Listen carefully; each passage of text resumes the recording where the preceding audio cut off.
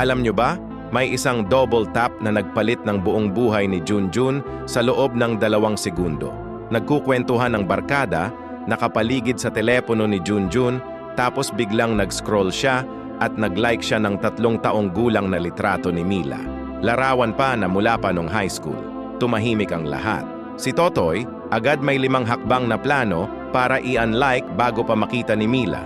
Si Cap, trust the process bro, i-deactivate mo muna ang account. Si Bong, nagtatanong kung pwedeng kumain muna bago mag-ayos ng problema. Si Baby, tahimik lang. Mag-message ka na lang kay Mila ng diretso at i-explain mo. Pero syempre, walang nakinig. Kaya nagsimula ang mga cover story. Nahack daw ang account. Nagkamali daw ang kamay. Ang pusa daw ang nag-like. Pero huli na. Nakita na ni Mila ang notification.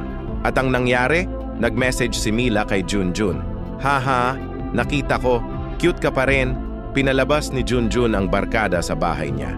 Kailangan niya ng sandaling mag-isa para maging torpe ng tahimik.